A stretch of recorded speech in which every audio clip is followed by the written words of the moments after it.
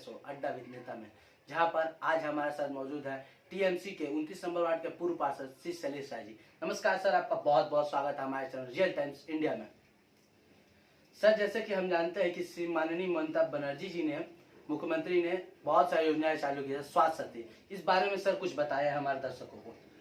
स्वास्थ्य साथी स्कीम एक ऐसा स्कीम है जिसमें कोई क्राइटेरिया नहीं है, चाहे वो रास्ते पर चलने वाला, रास्ते पर रहने वाला, फुट पर अपना जीवन यापन करने वाला या महल में रहने वाला, हर व्यक्ति स्वास्थ्य साथी फॉर्म भर के स्वास्थ्य साथी कार्ड पा सकता है। ऑल ओवर इंडिया, बाकी जगह आयुष्मान भारत की जो बातें हो रही हैं, पूरे भारत में अभी 10 करोड़ उनका संख्या नहीं पहुंचा है और उसमें काफी क्राइटेरिया है, काफी कंडीशन है, सबको नहीं मिल सकता, हर कोई अप्लाई नहीं कर सकता। लेकिन हमारे जो स्वास्थ्य साथी योजना है, माननीय मुख्यमंत्री ममता बनर्जी का एक सपना था कि हर नागरिक को मुफ्त में स्वास्थ्य सेवा मिले, मुफ्त में बड़ी बड़ी रोगों का अच्छे अच्छे हॉस्पिटलों में इलाज हो। ये सपना साकार होने जा रहा है और आज 8 तारीख को ये योजना का आखिरी तिथि था, 8 फरवरी को। और आज आपको मैं बता दूं, मेरे वार्ड में करीब 70 से 72% लोगों को कार्ड मिल चुका है। कार्ड मिल चुका है और उसमें से 20-22 लोगों का तो इलाज में उनको सहयोग मिल चुका है। और एक गवर्नमेंट ने बहुत अच्छा एक निर्णय और लिया है, क्योंकि चुनाव किसी भी वक्त चुनाव की घोषणा हो सकती है और आचार संहिता लागू हो जाएगा। तो उस परिस्थिति में क्या होगा कि लोगों का फोटो के लिए स्वास्थ्य साथी डिपार्टमेंट से कॉल करके फोटो खिंचवाना और ये सब पर हो सकता है कि निर्वाचन कमीशन रोक लगा दे। इसीलिए माननीय मुख्यमंत्री ने एक बहुत ही अच्छा स्कीम निकाला। उन्होंने टेम्पोररी स्वास्थ्य साथी कार्ड लोगों को देने की व्यवस्था की। टेम्पोररी स्वास्थ्य साथी कार्ड तब तक वैलिड है और पूरे 5 लाख तक का इलाज उसमें आपको मिलेगा जब तक आपका नया स्वास्थ्य साथी कार्ड बनकर नहीं आ जाता। हर नागरिक के स्वास्थ्य की चिंता सिर्फ और सिर्फ पश्चिम बंगाल सरकार करती है, मुख्यमंत्री ममता बनर्जी करती है। आप लोगों ने देखा होगा, बार बार एक बात आती थी, हम लोग 80 करोड़ लोगों को राशन देते हैं। प्रधानमंत्री के भाषण में आप लोग सुने होंगे, आप लोग कई चैनलों में सुने होंगे। क्यों 80 करोड़, क्यों नहीं 130 138 करोड़? सबके लिए क्यों नहीं राशन की व्यवस्था होगी? क्यों नहीं? हमारे पश्चिम बंगाल में क्या है, हर किसी के लिए राशन की व्यवस्था है, खुलेआम लोगों के लिए रख दिया गया है। जो चाहे आए, अप्लाई करे और राशन ले। हमारे यहाँ कोई रोक टोक नहीं सर, लेकिन बंगाल भाजपा नेता और कार्यकर्ताओं का कहना है कि ये जो स्वास्थ्य साथी योजना है बगैर शहर पर बगैर बजट की है, इसके ऊपर आप क्या कहना चाहेंगे? बंगाल का नेता कौन है भाजपा का? एक चेहरा बता दीजिए। कह सकता है कि वो अगर कल दिन कोई बात हुई तो उनके नेतृत्व में बंगाल में चुनाव लड़ा जाएगा? है हिम्मत किसी भाजपा नेता में? तो इनकी कथनी में हम क्यों जाएं? ये बकवास की बातें, ये कौन होते हैं क्या कर्मा? आम लोगों को तो सुविधा मिल रही है, आम लोग काम चाहते हैं और आम लोग सरकार से सहयोग चाहते हैं। जिस पार्टी का अभी तक ये हिम्मत नहीं हुआ कि ममता बनर्जी के खिलाफ पश्चिम बंगाल में चेहरा कौन होगा, किसको हम लोग प्रोजेक्ट करें सीएम के रूप में, उस पार्टी की बात करके हम अपना समय क्यों बर्बाद करें? जैसे कि सर कानून में एक बिल नया पास हुआ, कृषि बिल जी, उसका विरोध कई दिनों से दिल्ली में चल रहा है। सर, इसके राय में क्या है? इस बिल को वापस लेना चाहिए, इस बात की क्या राय है सर? आप कुछ दिन और इंतजार कर लीजिए। सिर्फ बंगाल और बाकी 4 राज्यों में जो चुनाव होने हैं उसके लिए केंद्र पीछे नहीं हट रही है। जैसे यहाँ का चुनाव हो जाएगा, आप देख लेंगे ये लोग मुंह के भले गिरेंगे और कानून को वापस लेंगे। धैर्य रखिए थोड़ा सा, क्योंकि सिर्फ 2 पूंजीपतियों को लेकर के ये गुजरात के 2 मोदी जी एंड शाह जी, इनका एक फॉर्मूला है, हम दो, और इनके 2 हैं अंबानी और अडानी। हम 2 हमारे 2, बस। बाकी इनको देश के किसी नागरिक से कोई लेना देना नहीं। किसान उपज करे, सब कुछ करे, खेत खलिहान में अनाज को लाए, दाएं ओसाए, सब करे, उसके बाद सीधा अंबानी अडानी लेके चले जाएं। इनका फॉर्मूला यही है। लेकिन इनको ये नहीं पता कि अन्नदाता अगर अपने आप पर आ जाए तो इनके जैसे हजारों मोदी और शाह पैदा होंगे और इनके चरणों में जाकर लास्ट में गिरकर माफी मांगेंगे। ये आने वाला दिन आपको समझ में आएगा। भारत जो है वो कृषि प्रधान देश है और कृषि प्रधान देश में कृषकों को, किसानों को आप चाहेंगे कि व्यापारियों के हाथ की कठपुतली बना दें और अपना नारा बना लें, हम दो, हमारा दो, हमारे दो, मोदी अमित शाह दो और अडानी अंबानी दो। ये इस देश में नहीं चलेगा। 70% किसान हैं हमारे देश में, और किसान आंदोलन के साथ हम सब खड़े हैं, किसानों के साथ खड़े हैं, और उनको हर तरह से सहयोग हम लोग करने को तैयार हैं। सर अभी हाल ही में ममता बनर्जी ने अनाउंस किया कि वो नंदीग्राम से चुनाव लड़ेगी जी। तो नंदीग्राम शुभेंदु अधिकारी का गढ़ मान जाता, क्या लगता होगा ममता बनर्जी उनको टक्कर दे पाएंगी? शुभेंदु कौन होता है? उसका गढ़ कहां से हो सकता है? शुभेंदु अधिकारी है कौन? ममता बनर्जी ने उसकी उंगली पकड़ करके नंदीग्राम का संग्राम शुरू किया था, उसको उंगली पकड़ के लाई थी। अधिकारी परिवार होता कौन है? ममता बनर्जी का नाम अगर वहां से हटा दिया जाए नंदीग्राम आंदोलन से, तो वहां के लोग शुभेंदु को पीट के मार डालेंगे। और मैं आज आपको बता देता हूं, शुभेंदु की हिम्मत नहीं है कि नंदीग्राम से चुनाव लड़ ले। लेकिन सर उन्होंने कहा है कि मैं माननीय करके, जबकि उन्होंने नाम नहीं लिया, बगैर नाम लिए माननीय करके कहा है मैं उनको 50,000 मतों से हराऊंगा। सर इस पे आपकी क्या राय हो सकती है, बताइए। अब कोई ख्वाब देखे तो हम क्या कर सकते हैं? ख्वाब देखना अच्छी बात है, लेकिन ख्वाब ख्वाब ही होता है। देखें, आप बताएं, अधिकारी परिवार क्या नहीं दिया उसे ममता ने? दो सांसद, वहां कॉरपोरेशन के चेयरमैन उनके भाई, इनको खुद मंत्रालय दिया। पूरा बंगाल में 2 नंबर में इनको गिना जाता था। इन बेशर्मों के बारे में बात करके क्यों हम लोग समय बर्बाद करें? ये लोग जिस थाली में खाते हैं उसी में छेदा करते हैं। 9.5 साल इनको याद नहीं आया कि इनको काम करने नहीं दिया जा रहा है। 9.5 साल ये मस्ती करते रहे, और अचानक उनको याद आ गया। कहीं ना कहीं सीबीआई और ईडी का मामला है, कहीं ना कहीं लंबे पैसे के लेन देन के घोटाले में ये हैं। और हो सकता है कहीं ना कहीं केंद्र का कोई मंत्री या नेता इनको कोई वीडियो दिखाया होगा। इनको शर्म नहीं आ रही है? जिनके मंच पर ये हैं, वो लोग कल तक तो इनका फोटो लगाते थे, नारदा चोर लिख करके फोटो लगाया करते थे, और उनके मंच पर ये खुलेआम जिसकी थाली में खाए उसी थाली में छेदा कर रहे हैं। और जिसने इनको परिवहन मंत्री बनाया, 2 घर में सांसद दिए, कॉरपोरेशन का चेयरमैन बनाया जिस परिवार के, वो लोग आज ममता के खिलाफ बात कर रहे हैं। हमें तो शर्म आती है कि पूरा परिवार को तुमको हम लोगों ने एक ऐसा जगह दे दिया जो आपने कभी सपने में नहीं सोचा। दीदी ने एक गलती की। गलती क्या थी? अधिकारी परिवार को औकात से ज्यादा प्यार दे दिया उन्होंने। दीदी अगर इनको पैर के नीचे रखी होती तो शायद ये औकात में रहते और आज फड़फड़ाते नहीं, और इनको आज कोई नहीं पूछता। सर अभी हाल ही में कुछ दिन पहले ही अभिषेक बनर्जी ने एक रैली में कहा बाहरी लोग। ये सर बाहरी लोग कौन है? बाहरी का मतलब आप लोग जो है ना प्रचार जो कर रहे हैं ना, वो गलत है। हिंदी भाषी बाहरी नहीं है। बाहरी का मतलब यही जो मैंने पहले कहा कि इनका चेहरा कौन है। इनकी हिम्मत नहीं है कि बोल दे कि कौन होगा इनका सीएम का कैंडिडेट। अगर ये आज सीएम का कैंडिडेट का नाम बता दें कौन है, तो बाहरी कल से ही बंद हो जाएगा। जिस पार्टी, आप इनका पूरा इतिहास उठा के देख लीजिए। यूपी का मुख्यमंत्री आप लोग अच्छी तरह जानते हैं, बीस्ट उनका टाइटल था। वो कहाँ के हैं? कहाँ के हैं वो? तो वो गोरखपुर से सांसद बन गए, और विधायकों ने लड़ा मरा, विधानसभा लड़े, जीते हारे, और उनको सीएम बना दिया गया। हर राज्य में आप चले जाइए, आप देख लें, विधायक में से 2-4 राज्यों को छोड़ करके बाकी बाहरी को ही ला करके ये सीएम बनाए हैं। आप पूरा इतिहास उठा के देख लीजिए, हर जगह का देख लीजिए, आप हरियाणा सब उठा के देख लीजिए। बाहरी कहा जा रहा है ये जो कैलाश विजयवर्गीय आ रहे हैं, यूपी के डिप्टी सीएम आ रहे हैं, अमित शाह, सभी लोग ये जो आ रहे हैं, आ करके एक ऐसा माहौल बना रहे हैं यहाँ पर, मैंने पूरे माहौल को दूषित कर दे रहे हैं, गंदा कर दे रहे हैं। बंगाल की संस्कृति और सभ्यता का नाश कर रहे हैं ये लोग। बंगाल में ऐसा नहीं था। बंगाल में कभी भी धर्म के नाम पर राजनीति नहीं होती थी। कांग्रेस ने भी राज किया है, वामपंथियों ने भी किया है, हम लोग भी हैं, और आने वाला दिन दूसरा कोई नहीं रहेगा, हम लोग ही रहेंगे। आज आप बताएं, भाजपा की लड़ाई क्या थी? राम को छत मिले, राम को घर मिले, हाई कोर्ट, सुप्रीम कोर्ट सब हुआ, सुप्रीम कोर्ट का फैसला आया, सबने स्वीकारा। तो जब आदेश आ गया, तो फिर राम के नाम को लेकर राजनीति क्यों?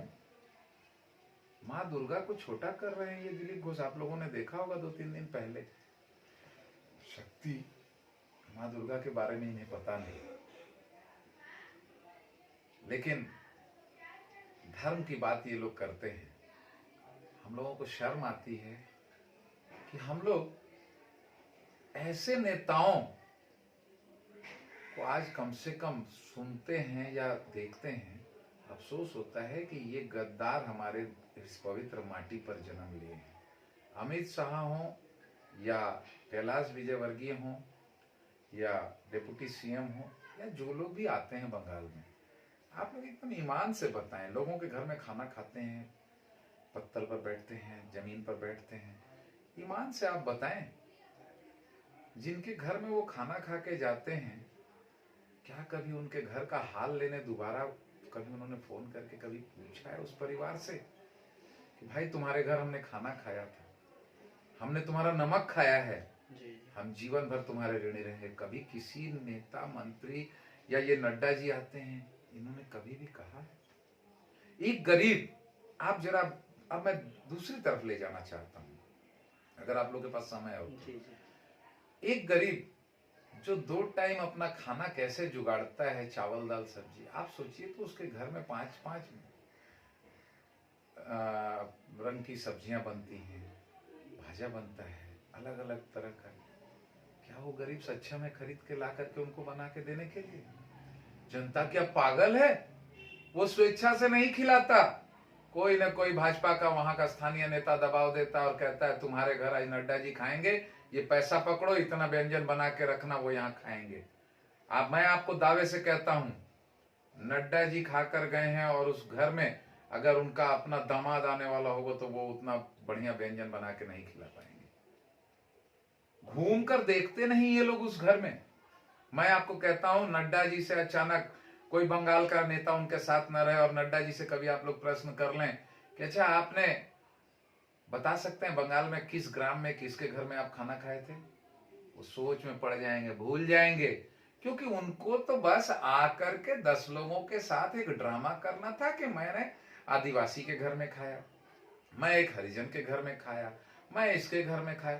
क्यों आदिवासी, क्यों हरिजन? सीधी सीधी बात रहे ना कि मैं एक अपने हिंदुस्तान के एक हिंदुस्तानी के घर में खाना खाया। ये लोग भारत माता की जय और ये सब करते रहते हैं, लेकिन खुद ही ये बांट दे रहे हैं। कहीं हरिजन बोलते हैं, कहीं आदिवासी बोलते हैं, कहीं ब्राह्मण बोलते हैं, कहीं कुछ बोलते हैं। ब्राह्मण सम्मेलन तो किए, क्यों? एक ही सम्मेलन होगा, हिंदुस्तानी सम्मेलन, बाकी क्यों होगा? क्यों बांटेंगे आप हमें जात पात में? जी सर, कानून व्यवस्था, जो बंगाल कानून व्यवस्था, विरोधी पार्टियां कहती है कि बंगाल की कानून व्यवस्था खराब है, इस पर आप क्या बोल सकते हैं? आप हमें बताइए, मैं खुद इस रूलिंग पार्टी का, जी, और ये विरोधी लगातार आंदोलन करते रहे। मुख्यमंत्री ने निर्देश दिया कि पुलिस कार्रवाई करे, कोर्ट का काम है फैसला करना। सरकार हमारी थी, मुख्यमंत्री को कहा जाता है कि पुलिस को अपने इशारे पर नचाती है, तो जीता जागता प्रमाण तो मैं हूं। मैं 3 साल 2 महीने 7 दिन जेल में था और बकायदे निर्दोष साबित होकर निकला हूं। मैंने कहीं सफाई नहीं दी। मैं सिर्फ आपको बता रहा हूं कि ये जो लोग कहते हैं उसका जीता जागता उदाहरण मैं हूं, दूसरे पर नहीं। और निकल के आने के बाद मैं पार्टी के साथ जुड़ा हूं, अपना काम कर रहा हूं, सबको खबर है। ये कानून व्यवस्था की बात कम से कम भाजपा न करे। किस कानून में लिखा है कि अगर कोई आत्मसमर्पण करता है तो उसको बीच रास्ते में गोली मार दी जाए?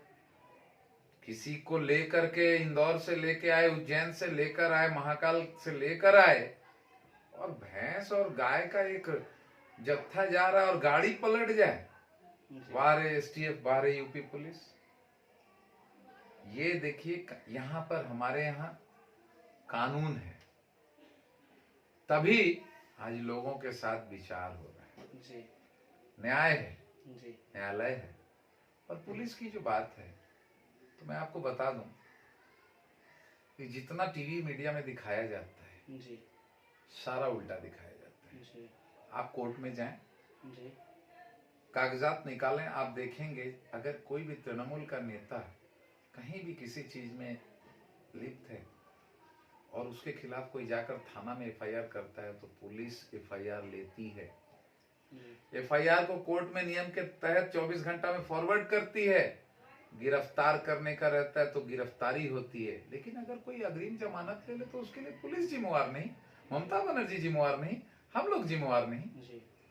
कानून व्यवस्था की बात कम से कम भाजपा न करे, सीपीएम न करे, ये लोग कम से कम न करे। सर, बेरोजगारी बंगाल में बहुत बड़ा मुद्दा बना। विरोधी पार्टी का कहना है कि बंगाल में बेरोजगारी की कमी, नई नई कंपनियां ना होने से, नई नई इंडस्ट्री ना होने से, इसकी वजह से काफी बढ़ चुकी है। आप इस पे क्या कहना चाहेंगे सर? एक बात बता दूं आपको,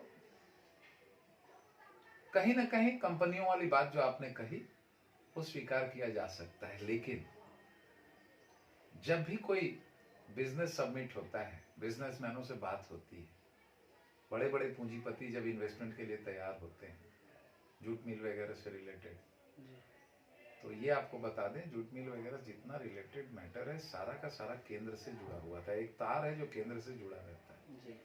और जमीन की जब बात आती है तो देखा जाता है कि जब सरकार अधिग्रहण करना चाहती है तो वहां देखा जाता है कुछ जमीन रेल का निकल गया, तो कहीं पोर्ट का निकल गया, तो कहीं कुछ।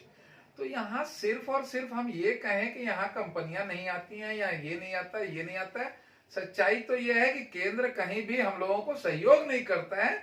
इनका पोर्ट का माने हजारों एकड़ जमीन पड़ा हुआ है, आप जाएं गंगा घाट देख लें, पूरा पोर्ट ट्रस्ट का जगह पड़ा हुआ है, बेकार पड़ा हुआ है, कहीं कोई दखल करके, कहीं कोई दखल करके। लेकिन केंद्र अगर चाह दे तो राज्य को अगर ये हैंड ओवर कर दे तो यहाँ हजारों हजार युवाओं को रोजगार मिल सकता है, अगर यहाँ बड़ी बड़ी फैक्ट्रियां बैठ जाएं। लेकिन केंद्र कहीं सहयोग नहीं करता। आप देखेंगे रेल लाइन के किनारे रेल की हजारों हजारों एकड़ जमीन है, केंद्र देना नहीं चाहता है। सिर्फ एक मुद्दा बनाया गया है। हमारे पास ये सच्चाई है कि रोजगार की कहीं ना कहीं कमी तो है, लेकिन हम लोग प्रयास करते हैं और निष्पक्ष प्रयास करते हैं कि प्राइमरी टीचर का वांट निकाला जाए, कहीं कुछ का, कहीं कुछ का। इसमें हम लोगों ने देखा था 2013-14 में कि हमारे लिए ये संभव नहीं है कि इतना सैलरी और इतना पोस्ट प्रशासन के पदों पर क्रिएट किया जा सके, पुलिस, ट्रैफिक हो, थाना हो, जो भी हो।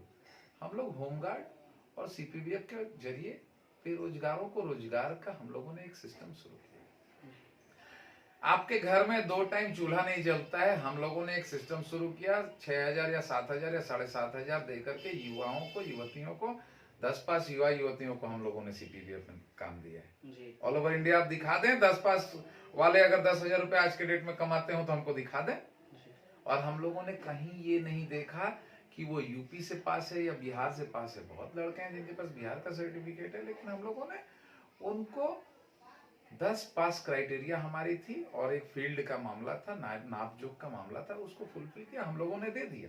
फिर होमगार्ड हम लोगों ने किया, 10,000 से ऊपर 14,000 होमगार्डों की सैलरी है। उसके बाद पैरा टीचर देखिए, जो आंदोलन चल रहा है हमारा नहीं है, पैरा टीचर हमारा देन नहीं है, ये वामपंथियों का देन है। पता नहीं किस आधार पर उन लोगों ने उस समय 5,000 रुपए में सप्ताह में 3 दिन या 4 दिन आकर क्लास लेना होगा प्राइमरी स्कूल में, उन लोगों ने अपॉइंट किया था। ये हम लोग नहीं जानते और इसमें हम पढ़ना भी नहीं चाहते। लेकिन प्राइमरी और टेट को लेकर के जितना कहा गया है कि इसमें ऐसा घोटाला, ऐसा घोटाला, हाईकोर्ट के सुपरविजन में सब हो रहा है। आप बता दें कि आज हजारों हजार नए नए लड़के प्राइमरी स्कूलों में घूम ले, 2011 के बाद उनको नौकरी किसने दी? और पहले जो सिस्टम था प्राइमरी में, काफी देखेंगे आप एचएस पास वाले प्राइमरी के टीचर हैं, ये हमारी सरकार ने किया है। हम लोगों ने नजरअंदाज, और हिंदी भाषी बहुत ज्यादा नौकरी पाए हुए हैं प्राइमरी में। तकलीफ कहां होती है?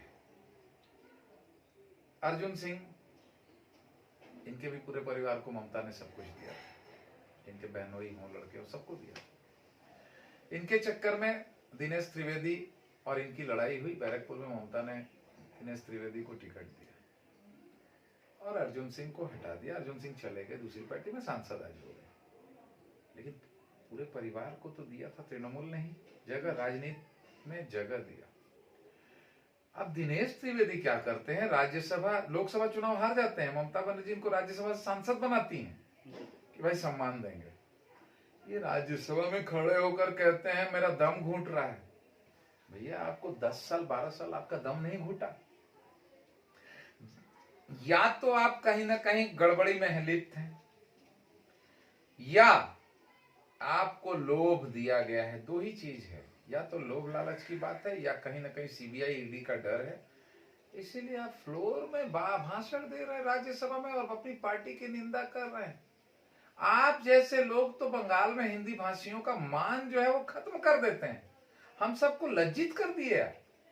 आज ममता बनर्जी रोज हिंदी भाषियों को लेकर के कुछ न कुछ बयान आता था। 2 दिन पहले दिनेश त्रिवेदी ने जो काम कर दिया, इससे तो हम हिंदी भाषी शर्मिंदा हैं। लेकिन इस चुनाव में आपको मैं बता दूं, हिंदी भाषी बहुत जागरूक है और बहुत समझदार है। हिंदी भाषी अपने इलाके में देखते हैं कि नहीं, मेरे रास्ते पर जब मैं चलता हूं तो मेरे रास्ते सही सलामत है, टूटे फूटे नहीं।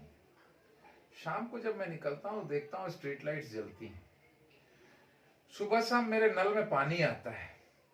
मैं बाहर जब निकलता हूं तो देखता हूं नालियों की साफ सफाई हुई है। और इससे ज्यादा हिंदी भाषी को अपने राशन कार्ड की चिंता है, स्वास्थ्य साथी की चिंता है, आने जाने में जो सुविधा असुविधा, थाना पुलिस कभी हुआ तो उसकी सुविधा। बाकी हिंदी भाषी को क्या लेना देना। और ये सारा का सारा हिंदी भाषी समाज को सुचारू रूप में मिल रहा है। तो इसके लिए मैंने कहा कि हम लोग दावे से इस बार कह रहे हैं कि हिंदी भाषी समाज जो हमारा है, जो 2019 में कुछ हद तक चला गया था मोदी के समर्थन में, लेकिन ये लॉकडाउन, यूपी बिहार के लोगों को किस तरह से गुजरात में बंदी बना के रखा गया, पुलिस लाठी चला रही है, पैदल हजार किलोमीटर मेरे भाई आ रहे हैं, रेल की पटरी पर थक के सो गए, रेल चढ़ गई, ये सारा हिंदी भाषी समाज ने देखा है। अपना पैसा लगा करके लोगों को आना पड़ा, सब हिंदी भाषी ने देखा है। और इसका रिजल्ट बकायदे मई महीना में जब यहाँ का गिनती होगा विधानसभा का, तो आप लोग देखेंगे कि हिंदी भाषी समाज इलाके में तृणमूल बम करके लीड करेगी। सर अब वार्ड से हम बाहर आते हैं। सर हावड़ा जो स्टेशन है वहां से एक रास्ता जाता है मछली उछली की, जब सड़क की बात बोले वहां पर सर मछली की काफी गाड़ियां लगती हैं। वहां की सड़क की अवस्था दयनीय है। आए दिन कोई ना कोई इंसिडेंट होता रहता है, किसी कोई ऑटो पलट जाना है, कोई बाइक पलट जाना है। सर इसके ऊपर आपकी सरकार ने क्या किया और क्या करेगी इसके बीच? मछली जो मार्केट है वो आप देखेंगे एक टर्निंग पॉइंट है, और उसके ठीक पहले एक और टर्निंग पॉइंट है जो कि इससे वन वे है जी। अब समस्या ये है कि स्टेशन इलाका है और वो रूट जो है वो गोलाबाड़ी इलाका से भी गाड़ी घोड़ा आता है, हावड़ा मैदान इलाके से भी जाता है, गोलमोहर इलाके से भी आती है जी। अब परिस्थिति ये है कि वहां पर 4 माथा मोड़ है और सिग्नल है। पुलिस वाले काफी मशक्कत करते हैं, मेहनत करते हैं, लेकिन जो मछली मार्केट है वहां पर आंध्रा से लेकर के बाहर से हेवीवेट लॉरियां आती है। और बरसात के समय आप देखेंगे कि बीच का रोड अगर थोड़ा सा उखड़ता है और भारी कुछ अगर गाड़ियां उस पर आती हैं, धीरे धीरे गड्ढा होते जाता है। और हम लोग ऐसा नहीं है कि छोड़ देते हैं, पैचवर्क करते रहते हैं, रिपेयर करते रहते हैं, लेकिन ये संभव नहीं कि हर महीने ही हम वो करते रहे। ऑटो वाली बात जो आपने कही, ऑटो पलट जाना, इसके लिए रोड जिम्मेवार नहीं है, इसके लिए खुद ऑटो चालक जिम्मेवार है। ये एक दूसरे के रेसारेसी के चक्कर में पहले हम स्टैंड में पहुंच जाएंगे तो लाइन पहले मेरा होगा, आगे चलेंगे तो भाड़ा मेरे को मिलेगा, इस चक्कर में पलटता है। क्योंकि अगर ऑटो पलटता है रोड के चलते तो बाकी गाड़ी क्यों नहीं पलटती है जी। 3 चक्के का टेम्पो क्यों नहीं पलटता है, माल लोड वाला जी जी। ऑटो चालक रेसारेसी आपस में भाड़ा उठाने के चक्कर में, पैसेंजर उठाने के चक्कर में, क्योंकि आज के दिन इतना ऑटो हो चुका है और पैसेंजरों की संख्या धीरे धीरे कम, क्योंकि टोटो की संख्या बहुत ज्यादा हो गई। 10 रुपया 20 रुपया में लोग टोटो से सफर करना ज्यादा खुद को सुरक्षित महसूस करते हैं ऑटो के तुलना में। तो ये मैं स्वीकार करूंगा कि कुछ हद तक उस इलाके में जो रोड है उनकी रिपेयरिंग की जरूरत है, और पूजा के बाद वास्तव में वहां रिपेयरिंग नहीं हुआ है। और ये आपने जो प्रश्न किया इसके लिए जिम्मेवार हम लोग खुद हैं, और हम लोग आपके इस प्रश्न को टाल मटोल में नहीं जाएंगे, इसको सच को स्वीकार करेंगे कि कुछ वहाँ प्रॉब्लम है और हम लोग चेष्टा करेंगे कि उसको रिपेयर कर दिया जाए। सर बंगाल में विधानसभा चुनाव में कई नई पार्टियां आ रही हैं, जैसे एआईएम के अध्यक्ष अवैसी जी ने भी नई पार्टी लाकर अपनी पार्टी गठन करके फिर यहाँ पे विधानसभा चुनाव लड़ रहे हैं। और इसके बाद फुरफुर पीरजादा, जो फुरफुर शरीफ पीरजादा जी हैं, वो भी अपनी नई पार्टी गठन करके विधानसभा चुनाव में लड़ रहे हैं। क्या लगता है सर, इससे कुछ असर पड़ सकता है टीएमसी पर? ये आप जानते होंगे, एक होता है गांव में जब प्रधानी का चुनाव होता था जी तो जो डरते थे ना कि हम नहीं जीत पाएंगे, तो वो क्या करते थे, प्रधान जहाँ रहता था उसके मोहल्ले से किसी को निर्दल लड़वाते थे, किसी और को खड़ा करते थे, इस गली से किसी को खड़ा कर दिए, इस गली से।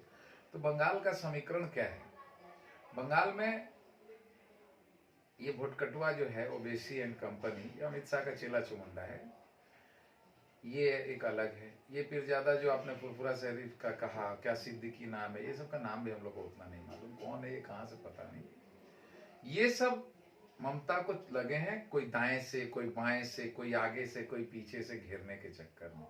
और हम लोग का इतिहास है, दाएं बाएं आगे पीछे सब घेरते रहता है, लेकिन हम लोग ठीक एक रास्ता बीच से निकालने का रखते हैं और हम लोग ठीक निकल जाते हैं। ये घेरा घेरी होते रहेगा, हम लोग निकलते रहेंगे। इनका काम है हमारे पीछे लगे रहना, हम लोगों को जैसे भी करके घेरना। हम लोग का काम किसी को घेरा घेरी और किसी के पीछे लगना नहीं। हम लोगों का काम है लोगों का राशन कार्ड बनवाना, लोगों को राशन दिलवाना, लोगों का स्वास्थ्य के बारे में चिंता करना, स्वास्थ्य साथी दिलाना, लोगों को केरोसिन दिलाना, लोगों को गैस दिलाना, लोगों के सुख दुख में खड़े होकर के लोगों से कहना कि हम आपके परिवार के हैं, कोई भी असुविधा सुविधा हो आप हमसे बेझिझक कह लें। हमें आप ये ना सोचें कि हम एमएलए हैं, एमपी हैं, काउंसिलर हैं, मिनिस्टर हैं, नहीं, पहले हम आपके घर के सदस्य हैं, उसके बाद काउंसिलर, एमएलए, एमपी हैं। सर, अभी जो परिवर्तन यात्रा चल रहा है, जो अभी भाजपा द्वारा गठन एक यात्रा निकाल से परिवर्तन यात्रा नाम दिया सर, इससे क्या लगता है भाजपा कुछ असर कर पाएगी टीएमसी सरकार पर? एक बात बता दें आपको, जो काम करते हैं उनको परिवर्तन यात्रा निकले, रथ यात्रा निकले, शोभा यात्रा निकले, उससे कोई मतलब नहीं। विपक्ष है, उनका काम है। देखिए वो भी तो राजनीति में है जी, उनका भी तो प्रयास तो वो करेंगे ही कि हमें कहीं ना कहीं कुछ ना कुछ मिले, वो उनका काम है।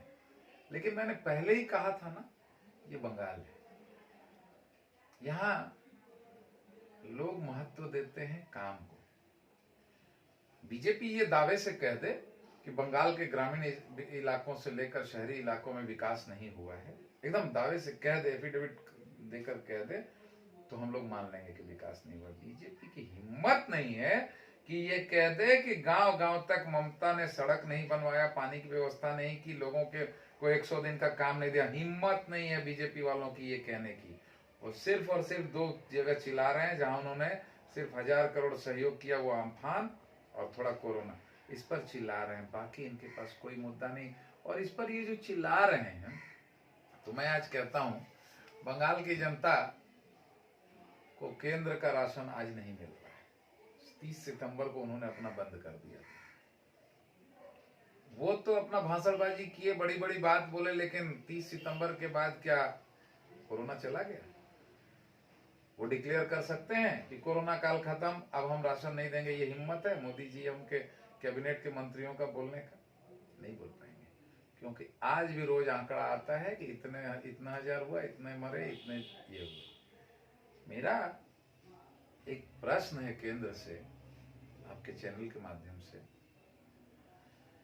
कि दुश्मनी उतनी ही करो। ये लोग क्या कर रहे हैं? ममता से दुश्मनी कर रहे हैं, जानबूझ करके बंगाल की जनता से दुश्मनी कर रहे हैं, बंगाल को हर चीज से कोशिश कर रहे हैं, इतना दबाव दो, इतना दबाव दो कि मतदाता डर से हमें वोट दे। अरे मेरे दोस्त, डर से कोई वोट नहीं देता है। डर से, प्यार से आप 2-4 दिन किसी को अपने साथ, अपने पीछे घुमा सकते हो, डर से और दबाव देकर। लेकिन प्यार से आप चाहो तो जिंदगी भर उसको अपने साथ रख सकते हो, जो ममता ने किया। आप क्या कर रहे हैं? एक दुश्मनी का माहौल पैदा कर रहे हैं। तो मेरा उनसे अनुरोध है कि दुश्मनी उतनी ही करो कि भविष्य में कभी मुलाकात हो तो आपकी नजर झुके नहीं। जबरदस्ती का आप खींचातानी, एक महिला के पीछे पूरे पड़े हुई है बीजेपी की कैबिनेट, बीजेपी के हर राज्य का मुख्यमंत्री पूरा सिर्फ एक महिला के पीछे।